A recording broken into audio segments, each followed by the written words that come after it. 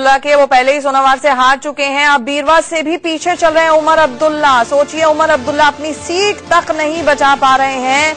सोनवार से वो हार चुके हैं और उसके बाद बीरवा दूसरी सीट जिससे वो कंटेस्ट कर रहे थे उससे भी पीछे चल रहे हैं। करीब 5000 वोटों से वो सोनावार से हारे थे। आपको बता दें, वैसे उनकी ट्रेडिशनल सीट जो अब्दुल्ला परिवार का गढ़ माना जाता है वो गांदरबल है, लेकिन इसके बावजूद वो गांदरबल को चेंज करके इन 2 सीटों से कंटेस्ट कर रहे थे, लेकिन सोनावार से हार चुके हैं और बीरवा से भी पीछे चल रहे हैं।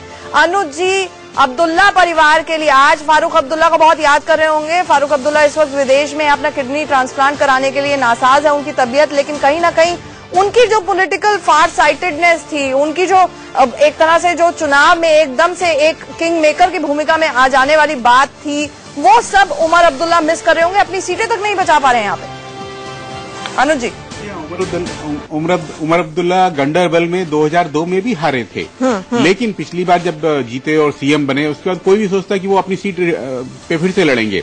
लोकसभा चुनाव में उनके पिता गंडरबल में भी पीछे रह गए थे और जिन 2 सीटों पर आज उमर हार रहे हैं, माने एक पे हार गए, एक पे पीछे चल रहे हैं, उन पर भी उनके पिता पीछे रह गए थे। इसलिए जब वो गंडरबल छोड़ करके इन सीटों पर गए तो मुझे हैरानी हुई कि इन सीटों के से लड़ने का कोई कारण हो सकता है क्या? कारण केवल यही रहा होगा कि नया चेहरा वहां पर है, शायद वो जीत जाएं, लेकिन लगता है कि जनता ने जो कुछ उन्होंने छोड़ करके इन सीटों पर गए तो मुझे हैरानी हुई कि इन सीटों के से लड़ने का कोई कारण हो सकता है क्या?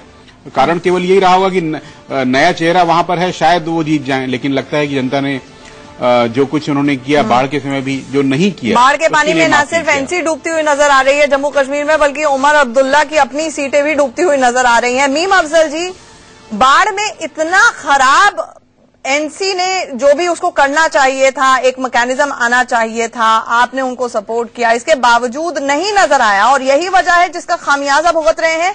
या फिर आपको लगता है, मीम साहब हमारे साथ जुड़ चुके हैं, या फिर आपको लगता है कहीं ना कहीं ये मोदी फैक्टर है जो इतना खराब प्रदर्शन एनसी का रह रहा है? कांग्रेस तो खैर 12 के आंकड़े पर हमारी टेलीविजन स्क्रीन पर है। मोदी फैक्टर तो कहीं दूर दूर तक नहीं है। कश्मीर में मैं 12 दिन रहा हूं। मैं वहां ऑब्जर्वर भी था और स्टार कैंपेनर भी था। वहां 15-20 कॉन्फ्रेंसीज में मैं गया हूं और बीरवा भी गया था। बीरवा में हमारे कैंडिडेट थे नजीर अहमद खान, वो बहुत अच्छा चुनाव लड़ रहे थे। और आज जब मैंने सुबह को ये खबर सुनी अभी थोड़ी देर पहले कि उमर अब्दुल्ला साहब सोनवार हार गए हैं, तो वो मुझे हैरत हुई, चूंकि मैं समझता था कि शायद बीरवा वो हार जाएंगे, सोनवार वो जीत जाएंगे। लेकिन जैसा कि अभी आप बता रहे हैं कि वहां बीरवा में भी वही हाल है, तो शायद हो सकता है कि वहां भी उनको हार का, लेकिन इसका श्रेय या ये जो हार उनकी हुई है इसमें बड़ा दखल है सैलाब के बाद जो सूरत हाल पैदा हुई और वहां उनके खिलाफ गुस्सा था, ये उसका सीधा इजहार है। और मैं समझता हूं कि हम लोग चूंकि उनके साथ थे, हमारी भी सरकार में शमूलियत थी, हमको भी इस एंटी इनकम्बेंसी का सामना करना पड़ा है। फिर भी हमने अपने आप को बड़ी हद तक रिवाइव किया, इसलिए कि कांग्रेस ने वहां पर बड़ा हद तक एक काम किया था। जो लोग तबाह बर्बाद हुए थे उनके रिलीफ के लिए कांग्रेस पार्टी ने वहां पर बहुत जबरदस्त काम किया और उसका असर मैंने खुद कश्मीर के अंदर ये देखा। चूंकि मैं इलेक्शन से पहले सैलाब जब उतर गया था तब भी गया था, उस वक्त हमको लग रहा था बिल्कुल साफ कि लोगों के अंदर बड़ा गुस्सा है। दूसरी अहम बात मैं यहाँ आपके चैनल के जरिए से उठाना चाहूंगा, जिसका जवाब अभी तक कहीं से नहीं मिल रहा है। मैं कश्मीर में रहा, मैंने हर एक से पूछा। मोदी जी ने 1000 करोड़ रुपए का ऐलान किया था, उसके बाद 700 करोड़ रुपए का ऐलान उन्होंने इसलिए किया था कि वहां के अस्पताल और स्कूलों को दोबारा से कारामत बनाया जाए और उनको ठीक किया जाए। लेकिन अभी जब मैं इलेक्शन में गया तो मैंने बहुत सारे स्कूल और अस्पताल बहुत बुरी हालत में देखे, उनके ऊपर एक पैसा भी नहीं लगा और जाहिर है कि चूंकि काम रुक चुका था, इलेक्शन अनाउंस हो गया था, तो जो एक कहना चाहिए कि रिहेबिलिटेशन का जो काम था वो रुकने से लोगों को बड़ी तकलीफ हुई है और उस तकलीफ का इजहार उन्होंने इलेक्शन में किया। दूसरी अहम बात मैं ये बताऊंगा कि इस इलेक्शन के अंदर जिस तरह से लोगों ने वोट डाला है, तमाम पार्टियों के जलसों में जिस तरह से कश्मीरी अवाम उमड़ के आए हैं, जहां 200, 400, 100, 150 की भीड़ हुआ करती थी, वहां पर 2-4 हजार, 5,000, 10,000 की भीड़ होती थी और उसमें 40% औरतें होती थी, 60% मर्द होते थे। ये एक नई हवा जो मैंने कश्मीर में देखी, मैं ये कहूंगा कि आज कोई भी जीते, बीजेपी हारे, हम हारे, कोई भी जीते, लेकिन कश्मीर के अंदर हिंदुस्तानियत की बहुत बड़ी जीत हुई है। और कश्मीरी अवाम ने जो जवाब दिया है, वो कश्मीर में पॉलिटिकल पार्टीज को जो जवाब दिया वो तो अपने तौर पे दिया ही, लेकिन उन्होंने उन लोगों को भी जवाब देने का काम किया। जो आप ही के सवाल को लेकर उनके पास जाती हूँ। अनुराग, आपने सुनी क्या कहा बात मीम अफजल साहब ने भी, कि दिवाली मनाना वहां पर जाकर बाढ़ पीड़ितों के साथ बिल्कुल सही था, मचील एनकाउंटर का वर्डिक्ट आ जाता है, ये भी बहुत अच्छी बात हुई। बाकायदा आर्मी ओन अप कर लेती है, वहां पर 2 बच्चों की जो जान चली गई थी। बहुत जो राइट नॉइजेस होते हैं बीजेपी ने किए। On an average Modi ji हर महीने वहां पर गए, बाकायदा वहां पर 10 के करीब रैलियां की। इसके बावजूद अभी का आंकड़ा जो है वो 26 पर आकर रुक रहा है। क्या माना जाए? जम्मू में तो चलिए ठीक है, आपका लोकसभा और इस वक्त का प्रदर्शन कंपेरेबल है, लेकिन वैली में क्या माना जाए, मोदी फैक्टर नहीं रहा, मोदी लोगों का दिल नहीं छू सके? देखिए, पहले तो आपका आभार कि आपने गिनाया कि मोदी जी 5 बार 5 महीने में कश्मीर गए, राहत कार्यों में 1000 करोड़ रुपए का वहां पे प्रावधान करके दिया, और खुद उस समय दुख की घड़ी में वहां पर रहे और दिवाली के समय भी रहे। मोदी जी केवल चुनाव के लिए नहीं, कश्मीर के लोगों, जम्मू के लोगों के साथ वहां पर उनके दुख सुख के भागीदार बन के रहे। और यही हमारी सबसे बड़ी जीत है कि 11 से बढ़कर 26 सीटों तक पहुंचना, अपना वोटिंग परसेंटेज 25% तक ले जाना, ये अपने आप में एक बहुत बड़ी बात है, बहुत बड़ी जीत है। और जो कांग्रेस के प्रवक्ता यहां पर कह रहे थे, मुझे सुनकर यह दुख होता है कि उनमें आज भी क्लैरिटी ऑफ थॉट नहीं है, इसलिए शायद कांग्रेस पार्टी डूब रही है। आज भी वो समझ नहीं पा रहे। 1000 करोड़ रुपए हमने केंद्र सरकार से दिया है, लेकिन एक प्रक्रिया होती है कि आपके टेंडर प्रोसेस होंगे, सब कुछ होगा, उसका पैसा लगना शुरू होगा, और जब चुनाव का मॉडल कोड ऑफ कंडक्ट लगता है तो वहां पर पैसा खर्च नहीं किया जा सकता। और शायद आज भी अपने आप को गुमराह कर रहे हैं और देश को गुमराह कर रहे हैं। और यही कारण है कि डर के मारे इनके बड़े नेता चुनाव प्रचार में नहीं उतरते, और आज कांग्रेस पार्टी की लुटिया डूब रही है। लुटिया डूब रही है कांग्रेस पार्टी की। मैं अजय जांडियाल हमारे सहयोगी जुड़ रहे हैं, उनके पास भी जाऊंगी, लेकिन मीम अफजल जी, जम्मू कश्मीर में भी हमने देखा कि जो कांग्रेस का जो प्रचार प्रभाव होना चाहिए था वो उस तरीके से नहीं किया गया। रांची एयरपोर्ट पर तो बोला जाता है जो हेलीकॉप्टर हायर भी किया था वो यूं का यूं ही खड़ा रहा, उसको बेचारे लालू जी ने इस्तेमाल किया एक आध बारी। तो ऐसा क्यों है कि आपके जो बड़े नेता हैं वो प्रचार तक नहीं कर रहे हैं, वो दूर बैठे देख रहे हैं कि मोदी लहर कब फेन होगी, कब वो कम पड़ेगी, लेकिन खुद एग्रेशन नहीं है। और यही वजह है कि कांग्रेस ग्राउंड जीरो पर डिमोरलाइज नजर आ रही है। कहना बिल्कुल गलत है। ये कहना हमारे जो, मैं आपको कहना चाहता हूं, बिल्कुल डिमोरलाइज नहीं है। आपको मैं बताना चाहता हूं, हम कश्मीर में थे, कश्मीर में गुलाम नबी आजाद साहब बराबर आए, सोनिया जी आई, राहुल जी आए, जम्मू कश्मीर के अंदर बराबर प्रचार किया। ये कहना बिल्कुल गलत है। हाँ, ये बात जरूर है कि मोदी जी समझ रहे थे कि वो चेहरा दिखाएंगे और बार बार दिखाएंगे तो लोग उनके झांसे में आएंगे, नहीं आए। सिर्फ जम्मू के अंदर पोलराइज कर किया इन्होंने वोट को। और मैं समझता हूं कि इस इलेक्शन के अंदर जो सबसे खराब बात है वो ये है कि जम्मू एंड कश्मीर दोनों बढ़ गए बाकायदा।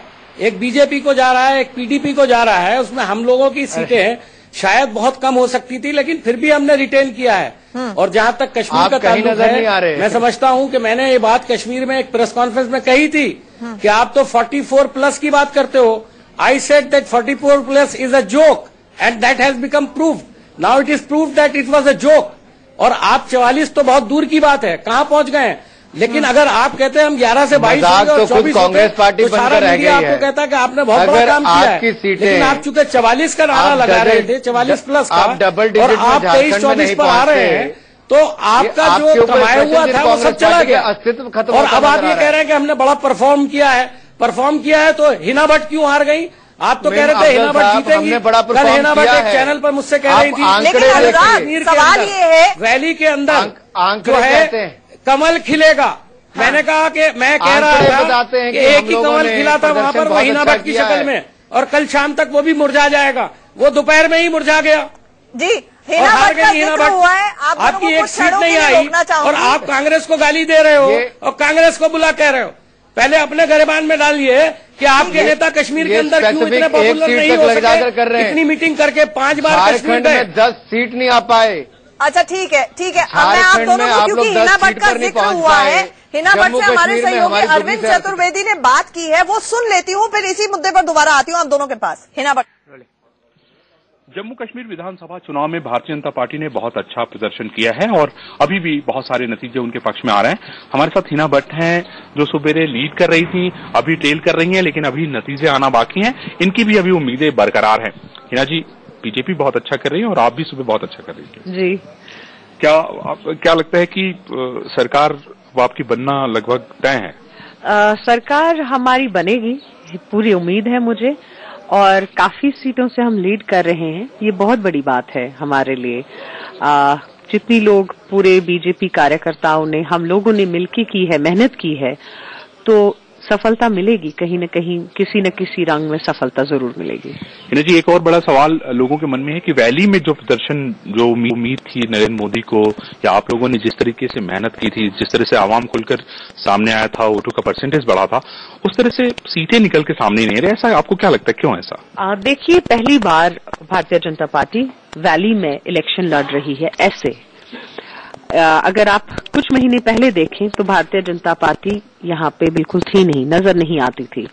तो अचानक से हम लोगों ने यहाँ पे अपना कैंपेन स्टार्ट किया और फ्लड्स की वजह से हमें बहुत ज्यादा कठिनाइयों का सामना करना पड़ा। फिर भी जो एक महीना हमें टाइम मिला है काम करने का, लोगों के साथ जुड़ने का, और मोदी जी का आना यहाँ पे लोगों के दिल तक इतना बस जाना बहुत है। एंड हमारी अभी भी उम्मीदें टूटी नहीं है, पूरे कॉन्फिडेंट हैं। चाहे हमारे यहाँ वैली में से कोई असेंबली जाए नहीं जाए, सरकार बनेगी और हमारा पूरा कश्मीर के साथ साथ वैसे ही रहेगा। इस वक्त की बड़ी खबर आ रही है, सोनावार से उमर अब्दुल्ला हार चुके थे। आपकी बड़ी खबर यह है कि बीरवा सीट से भी उमर अब्दुल्ला हार गए हैं, यानी कि उमर अब्दुल्ला दोनों सीटें जिनसे कंटेस्ट किया था उन्होंने, वो हार चुके हैं। बीरवा और सोनावार से चुनाव हार चुके हैं उमर अब्दुल्ला। बहुत बड़ा झटका यहाँ पर ना सिर्फ नेशनल कॉन्फ्रेंस के लिए बल्कि एक तरह से अब्दुल्ला परिवार के लिए भी है। इनके सर जी हाँ, बिल्कुल सही है। भारत के इतिहास में अब्दुल्ला परिवार का कश्मीर को लेके एक जब से बना है, जब से आजादी मिली है, तब से शेख अब्दुल्ला से ले अगर आप पूरा, तो हमेशा पॉलिटिकल क्षितिज पे बहुत ही मजबूत रूप से रहे हैं। ठीक है, आज आपके 17-18 मेंबर्स आ रहे होंगे, इसमें कोई दो राय नहीं है, लेकिन 13 मेंबर आ रहे हैं। लेकिन ये सही है कि अगर ये परिवार नहीं रहेगा तो जिस तरह कांग्रेस में सोनिया गांधी के, अब गांधी नेहरू परिवार के न रहने पे तितर बितर हो जाता है, मुझे लगता है नेशनल कॉन्फ्रेंस की भी यही स्थिति होगी, क्योंकि रडरलेस हो जाएगा और लीडर की जो लेजिटिमेसी होती है, आज उमर अब्दुल्ला की लेजिटिमेसी नहीं रही। आपने भाग के 2 जगह से चुनाव लड़ा, तो यही एक मैसेज था हतोत्साहित करने के लिए कार्यकर्ताओं को। उसके बाद आप दोनों जगह से चुनाव हार जाते हैं, तो सीधा सा मतलब है कि रीजनल पार्टीज में अगर लीडर, क्योंकि ये यूनि लीडर बेस्ड पार्टी होती है, लेकिन इसके बावजूद ये क्लियर है कि अब्दुल्ला परिवार के बिना नेशनल कॉन्फ्रेंस भी नहीं हो सकती है, भले ही हारे। बिल्कुल सही है। जैसे कि कांग्रेस और सोनिया गांधी को माना, नेहरू परिवार को माना जाता है, उसी तरह ये भी है कि अब मुझे ये शक हो रहा है कि ये जो स्पेस क्रिएट होगा पॉलिटिकल वर्ड की वजह से, एनसी के जाने की वजह से, उसे फिल कौन करेगा? अगर बीजेपी उसे फिल कर सकती है या उसे पीडीपी ही फिल करेगी, क्योंकि और कोई ऑप्शन तो बचता नहीं है। हम तुरंत अपने सहयोगी अजय के पास भी जाना चाहेंगे। अजय, कुल मिला के अब जो नतीजे आ रहे हैं, अगर आप हमें सुन पा रहे हो, ये क्लियर हो रहा है और यहीं पर कम्युनल पोलराइजेशन का सवाल उठता है, जो दुर्भाग्यपूर्ण है कि जम्मू ने एक दिशा में वोट किया और कश्मीर ने, घाटी ने दूसरी दिशा में वोट किया, जबकि स्टेट एक ही है।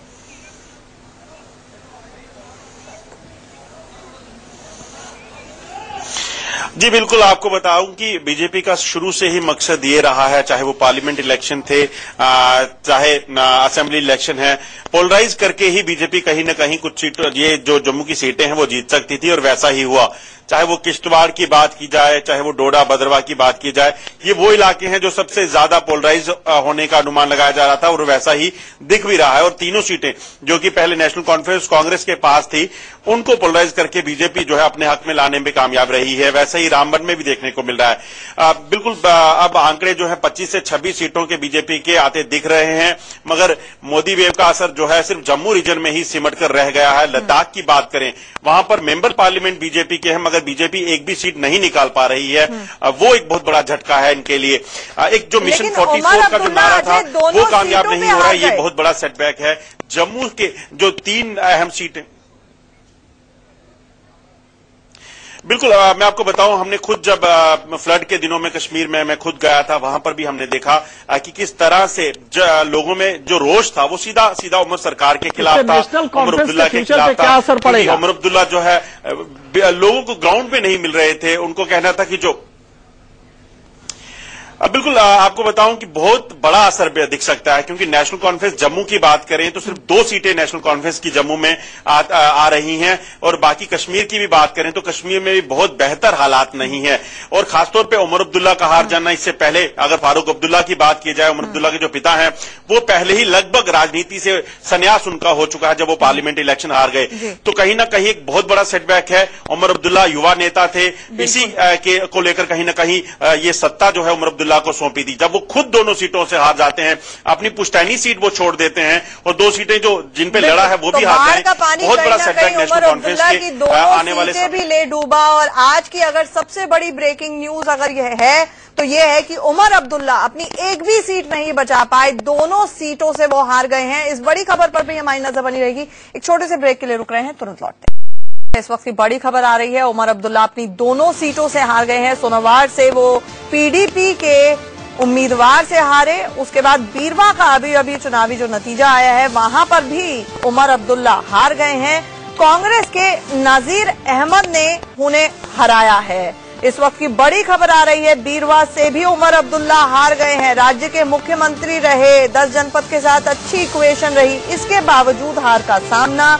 कहीं ना कहीं बहुत बड़ा झटका है अब्दुल्ला परिवार के लिए।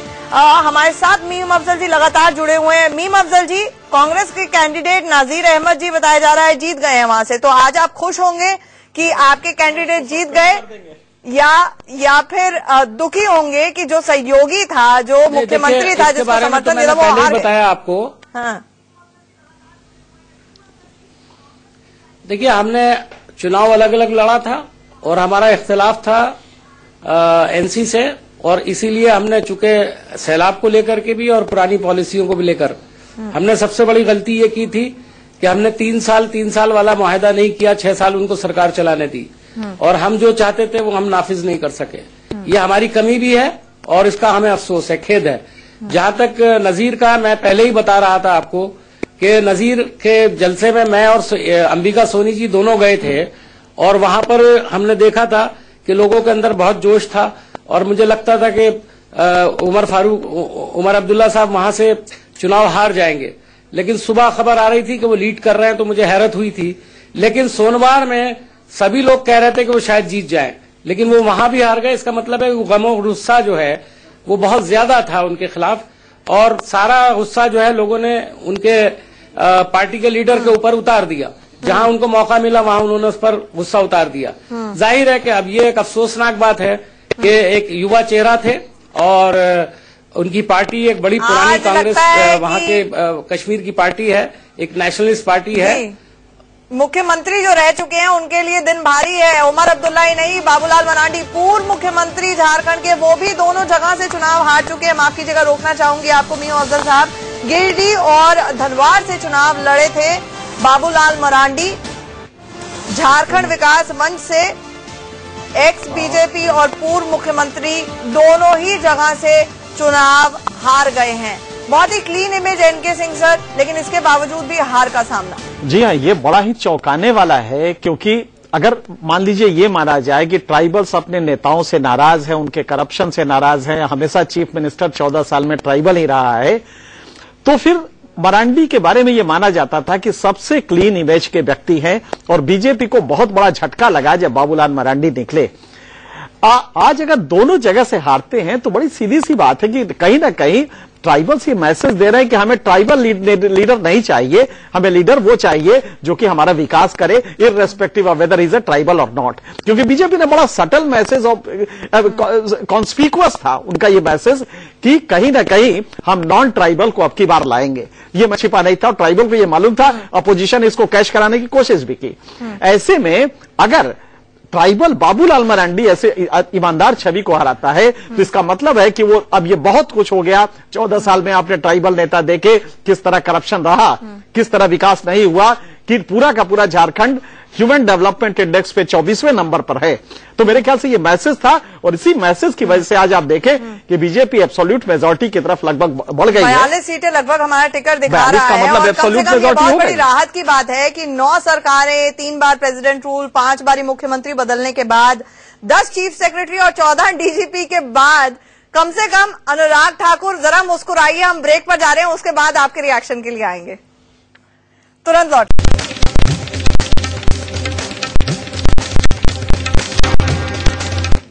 ब्रेक के बाद आपका स्वागत है और इस वक्त की जो बड़ी खबर आ रही है, पूर्व मुख्यमंत्रियों के लिए आज का दिन लगता है बहुत भारी है। हमने देखा सबसे पहले उमर अब्दुल्ला की खबर आई, सोनावार और बीरवा दोनों जगह से वो चुनाव हार गए। आपको बता दें उसके बाद अब ये खबर आ रही है कि बाबूलाल मरांडी भी एक सीट से चुनाव हार गए हैं। मधु कोड़ा भी विधानसभा चुनाव हार गए हैं। अर्जुन मुंडा खुद खरसावा सीट से पीछे चल रहे हैं। ये इस वक्त की बड़ी खबरें आ रही हैं। आपको बता दें कि उमर गए हैं, मधु कोड़ा भी विधानसभा चुनाव हार गए हैं। अर्जुन मुंडा खुद खरसावा सीट से पीछे चल रहे हैं। ये इस वक्त की बड़ी खबरें आ रही हैं। आपको बता दें कि उमर अब्दुल्ला, जो सबसे बड़ा झटका अब्दुल्ला परिवार के लिए है वो ये कि दोनों सीटें बीरवा और सोनावार से जहां से उन्होंने चुनाव लड़ा था, दोनों ही जगह से वो चुनाव हार चुके हैं। हमारे साथ लगातार एक वरिष्ठ पत्रकारों और पैनलिस्ट जुड़े हुए हैं। हमारे साथ मीम अफजल जी कांग्रेस का पक्ष रखने के लिए जुड़े हुए हैं, बीजेपी का पक्ष अनुराग ठाकुर रखने के लिए जुड़े हुए हैं और साथ ही साथ हमारे साथ अनुज गुप्ता जी और एनके सिंह सर भी मौजूद हैं। जम्मू कश्मीर में दूसरे सबसे बड़े दल के रूप में उभरती हुई बीजेपी नजर आ रही है। किंग नहीं तो कम से कम किंग मेकर बनती हुई नजर आ रही है और पूर्ण बहुमत की तरफ झारखंड में भी पहुंच रही है। अनुराग, एक अच्छी खबर है, हालांकि भले ही ये कहा गया हो कि जम्मू कश्मीर में राजनाथ सिंह जी का सुबह सुबह बयान आया कि वो जम्मू कश्मीर में हर हाल में सरकार बना लेंगे। अब ये बात बताएं हमें कि सरकार बनेगी तो कैसे बनेगी? क्या आप पीडीपी के साथ हाथ मिला लेंगे? देखिए, निश्चित तौर पर जम्मू कश्मीर में सरकार तो बनेगी। पहली सबसे बड़ी पार्टी अगर पीडीपी बनकर आ रही है तो उसका दायित्व बनता है कि वो सरकार बनाए, लेकिन सहयोगी कौन होगा ये उनको चुनना है। जहां तक भारतीय जनता पार्टी की बात है, हम जम्मू कश्मीर के प्रति प्रतिबद्ध हैं, जम्मू कश्मीर के विकास को लेकर, और हमने तो विकास और सुशासन की राजनीति की है और यही हमारा एजेंडा है। केंद्र में रहते हुए हमने अब तक भी, जब वहां पर बाढ़ भी आई तब भी जम्मू कश्मीर को पूरा सहयोग दिया, और अब जब वहां पर सरकार बनेगी तब भी केंद्र की ओर से भी मदद रहेगी। और जम्मू कश्मीर में भारतीय जनता पार्टी को इतना मत मिला है, वोट परसेंटेज हमारी बड़ी है, सीटें हमने इतनी जीती हैं कि दूसरे स्थान पर हम आ रहे हैं, तो निश्चित तौर पर भारतीय जनता पार्टी की जम्मू कश्मीर के विकास पर एक बड़ी अहम भूमिका रहेगी। और जहां तक प्रदेश की बात है, हमारा जो भी निर्णय होगा वो जम्मू कश्मीर के हित में होगा, जिससे देश और प्रदेश दोनों को लाभ मिले। नहीं, आपने क्लियर जलेबी तो बनाई अनुराग, लेकिन क्लियर जवाब नहीं दिया। आज सुबह नईम अख्तर जी ने बाकायदा एक टिप्पणी की, उन्होंने कहा कि बीजेपी को हमारे साथ बात करनी चाहिए। अचानक से लास्ट फेज में मुफ्ती मोहम्मद सईद साहब को Modi ji man of the vision दिखने लगे, अचानक से फ्री एंड फेयर पोल हुए, इंसानियत और कश्मीरियत की बात होने लगी। तो जाहिर तौर पर ये सब जब बातें होती है ऐसे हवा में हल्के अंदाज में तो होती नहीं है, इसके पीछे राजनीतिक मकसद तो होता है ना। तो क्या हम ये सूरत देख सकते हैं कि पीडीपी और बीजेपी मिलकर सरकार बना रहे हो? क्योंकि आंकड़ों से वो फिर काफी स्थायी सरकार बनेगी। आंचल जी, पहली बात तो लोकतंत्र में सारे द्वार खुले रहते हैं। दूसरी बात, इंसानियत और कश्मीरियत की बात कहेगी तो इसमें बुराई क्या है? इसमें कश्मीर का भी भला, इंसानियत का भी भला है। और तीसरी बात, केंद्र सरकार की एक बहुत बड़ी भूमिका जम्मू कश्मीर को लेकर रहती है, और मोदी जी ने पहले ही पिछले 5 महीनों में 5 बार जाकर ये दिखाया है कि जम्मू कश्मीर के विकास के लिए प्रतिबद्ध है। जब बाढ़ आई तब भी 1000 करोड़ रुपए से ज्यादा भी दिए और कहा और की जरूरत पड़ेगी तो और भी देंगे, लेकिन कश्मीर में विकास करवाएंगे। हम अपनी ओर से कमिटेड हैं जम्मू कश्मीर के विकास के लिए। ठीक है, लेकिन एक बहुत जो भी निर्णय वहां अनुराग जी, आपको बीच में रोकना चाहूंगी, पहले कहा, माफ कीजिएगा, एक बहुत दिलचस्प आंकड़ा आ रहा है हमारी टेलीविजन स्क्रीन पर। कांग्रेस के हक में हम वोट शेयर अब बता रहे हैं आपको। जम्मू कश्मीर में बीजेपी को सबसे ज्यादा वोट मिले हैं। अभी तक करीब करीब 23.5% वोट बीजेपी को मिले हैं, पीडीपी को 22.9% वोट मिले हैं, एनसी को 20% वोट मिले हैं और कांग्रेस के हक में 17.6% वोट गए हैं। मैं मीम अफजल जी का रिएक्शन जरूर लेना चाहूंगी, लेकिन जम्मू कश्मीर में बीजेपी को ज्यादा वोट मिलना, उसके लिए अनुज गुप्ता जी आपको लाना चाहूंगी। एक क्विक रिएक्शन, कहीं ना कहीं यहां पर भी पॉलिटिकल अर्थमेटिक और स्ट्राइक रेट बीजेपी का बाकी दलों के मुताबिक बेहतर रह रहा है। मैं माफ कीजिए जी, आपके पास आऊंगी पॉलिटिकल रिएक्शन के लिए। अनुज जी अपना रिएक्शन दे दें। नहीं, देखिए, मुझे उनके वोट प्रतिशत अधिक और सीटें कम, इसमें मुझे हैरानी इसलिए नहीं हो रही है क्योंकि लोकसभा चुनाव में जब जम्मू क्षेत्र में अधिक मतदान हुआ था और कश्मीर वैली में कम हुआ था, तो उस समय बीजेपी ने पूरे राज्य को यदि हम देखते तो 32.5% वोट लिए थे, लेकिन केवल 25 असेंबली सेगमेंट में उनकी लीड थी। और महबूबा मुफ्ती की पार्टी जो है वो 20.72% वोट लेकर के पूरे राज्य का, और केवल 41 सीटों में असेंबली सेगमेंट में उसकी लीड बनी थी। क्योंकि इस बार वैली में हैवी पोलिंग हुई है, इसलिए दोनों के वोट लगभग आसपास दिख रहे हैं और बीजेपी से उनकी सीटें अधिक दिखनी लाजिमी हैं, क्योंकि वैली में अधिक सीटें जहां वो निकाल पा रही हैं। मीम साहब आपका रिएक्शन, ये वोट शेयर के जो आंकड़े अब आ रहे हैं मीम साहब, अगर उनको देखा जाए तो आपकी फर्स्ट रीडिंग क्या होगी कि बीजेपी का भले ही वोट शेयर यहां पर ज्यादा आ रहा है, जम्मू कश्मीर के वोट पैटर्न्स पूरी तरह से अलग अलग रहे हैं और साथ में इसका फायदा बीजेपी को ज्यादा मिलता हुआ नजर आ रहा है पीडीपी और बाकी दलों के बनस्पत? मैं आपको एक आंकड़ा देता हूं पिछले इलेक्शन का, जरा उसे भी गौर से देख लें जी।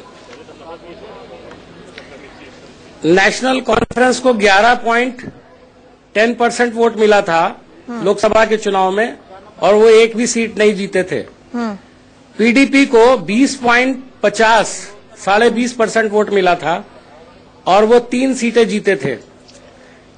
हमको यानी कांग्रेस को 22.90% वोट मिला था, यानी 23 के करीब वोट मिला था और हमको एक भी सीट नहीं मिली थी।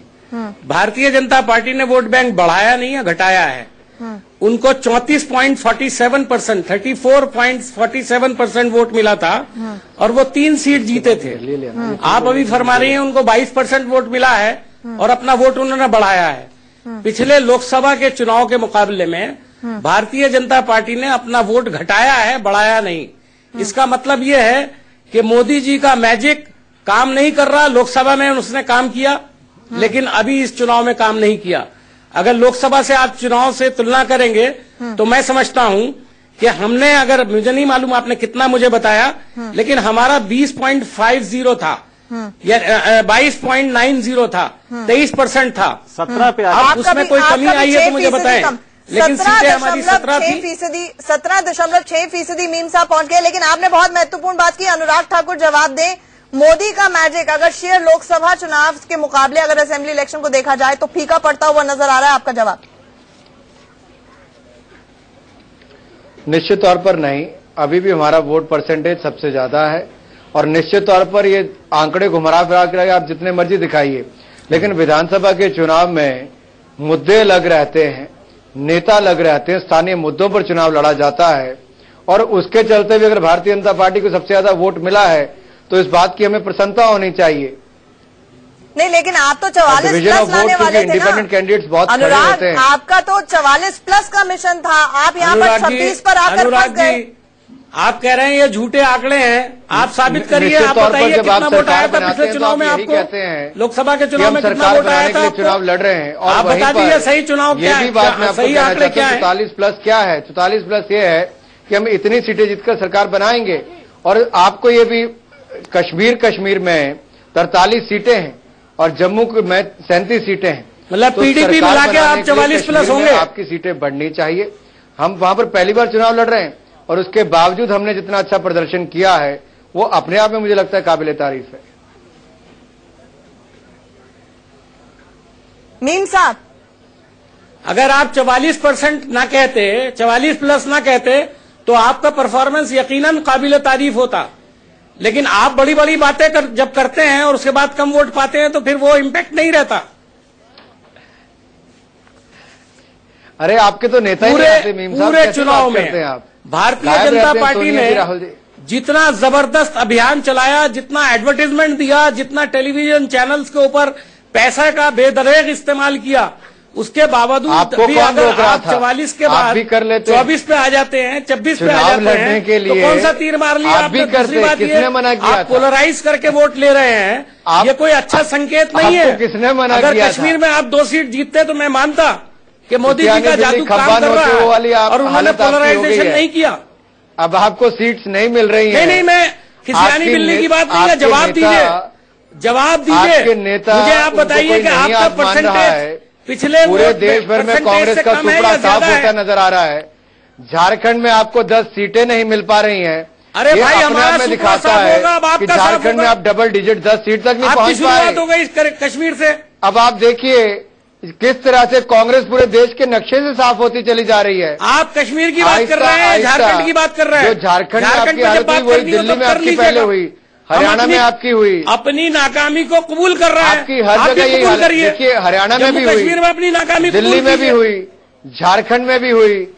कांग्रेस पूरे देश भर से सुपड़ा साफ कांग्रेस का होता चला जा रहा है। अरे भाई, पूरे देश में हुई। कारण है कश्मीर में क्या हुआ ये बता दीजिए। अनुराग, मैं आपसे इसलिए पूछना चाहूंगी, मैं खुद जम्मू कश्मीर गई और ये बहुत दुर्भाग्यपूर्ण बात है कि वहां पर जब किसी से पूछा जाए कि आपको कहाँ की हवा दिख रही है, आप किस तरफ वोट डालेंगे, तो पहले पता चलता था बीजेपी, उसके बाद पता चलता था कांग्रेस, उसके बाद पता चलता था पीडीपी, और आप नाम पूछ लीजिए तो समझ में आ जाता था कि आखिर ये वोट क्यों पड़ रहा है। इतना बुरे हाल में कम्युनल पोलराइजेशन थी जो इतने दशकों में नहीं हुई, और इसके लिए बीजेपी को जिम्मेदार माना जा रहा है कि जम्मू पूरा एक तरफ हो गया और कश्मीर एक तरफ हो गया। तो इसका जवाब तो बनता है ना ये भी कि आखिरकार यहां तक एड्स दी गई मोदी जी की, उर्दू सोप जो पाकिस्तान से चलते थे उसके बीच में मोदी जी अचानक से बोलते थे कि उर्दू के अंदर ऐड देते हुए कि आप भी हमारे साथ चलिए, हमारे साथ विकास होगा। तो इतना सबके बाद अगर 26 में आंकड़ा फंस रहा है तो जवाब तो आपसे बनेगा ना।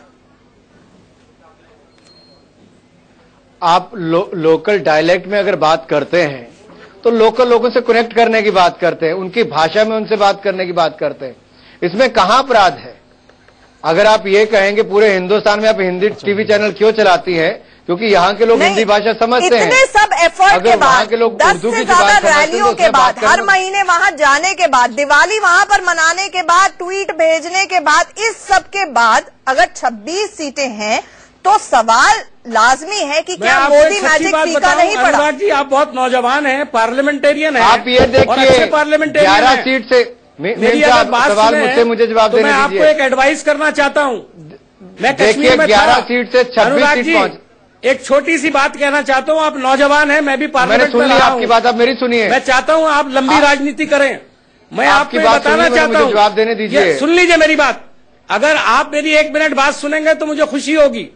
मैं सिर्फ ये कहना चाहता हूं कि कश्मीर में आपका कैंपेन बहुत जबरदस्त चला।